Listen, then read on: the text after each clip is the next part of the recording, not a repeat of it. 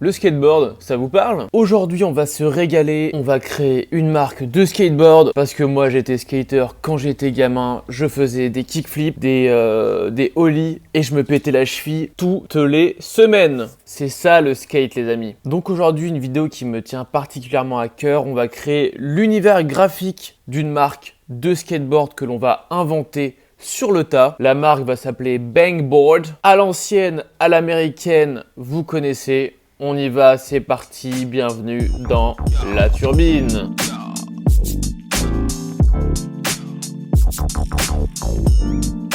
On part donc sur l'idée d'une mascotte inspirée directement des marques comme World Industries et Spitfire. J'avais envie de représenter une marque avec de l'énergie, une marque qui évoque la vitesse mais aussi le côté underground, le tout avec le goût du risque et bien sûr qui évoque le sport extrême. Du coup, je suis parti sur une bombe pour représenter le corps. Je trouvais que ça matchait avec le côté énergique.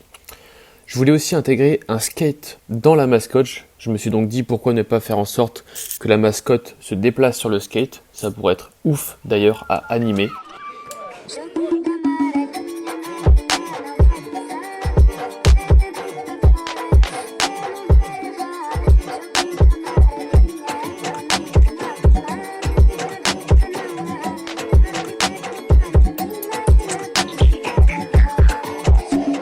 J'ai réalisé une V1 de cette idée, je passe à la typographie, je suis pas satisfait à 100% de cette mascotte. Je pense réaliser une V2 juste après. Donc pour la typo, c'est fait 100% à la plume, on est sur un truc 100% fait maison. Dans le plus pur style graffiti des années 80, assez brut, peu de détails, des lettres bien grasses. Je pense que ça va bien matcher avec le côté underground et que ça va même appuyer l'identité de la marque. On passe maintenant à la V2 de la mascotte. Je veux quelque chose de bien moins enfantin que la première, toujours dans l'univers cartoon, mais beaucoup plus de caractère dans son visage. Quelque chose qui rappelle toujours le sport, le danger. Quand je revois les rushs, je me dis que ça ressemble pas mal à la mascotte de M&M's, mais bon, on est dans deux secteurs d'activité complètement opposés. Je me dis que ça passe quand même. Toujours l'utilisation de couleurs vives.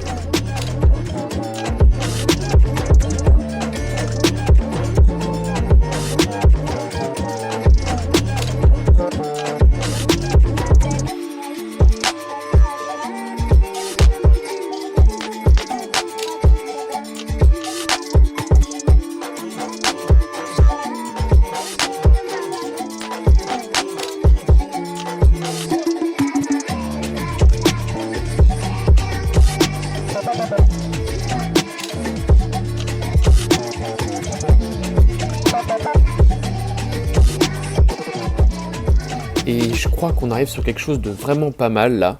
On va juste passer à l'illustration de l'arrière-plan pour créer quelque chose en accord avec toutes les valeurs qu'on essaie de communiquer à travers cette mascotte.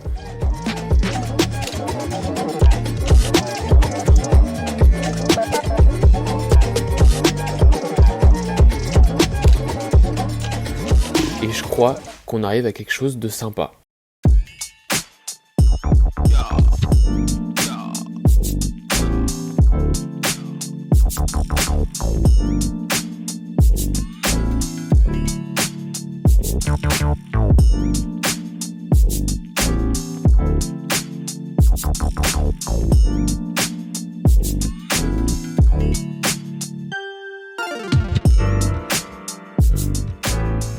Les amis, on se retrouve déjà à la fin de cette vidéo. Je vous remercie d'avoir regardé jusqu'à la fin. Cette vidéo me tenait spécialement à cœur, moi qui ai un passé de skater, c'est de la nostalgie. Je suis franchement content du résultat final des mascottes. J'aurais adoré les voir s'animer, mais malheureusement je ne sais pas faire. Si vous connaissez des youtubeurs qui seraient intéressés par l'animation des mascottes, dites-le moi en commentaire. Dites-moi également ce que vous avez pensé de cette vidéo. Pensez bien à vous abonner si vous avez apprécié le contenu. Mettez un petit pouce bleu, on se retrouve très vite.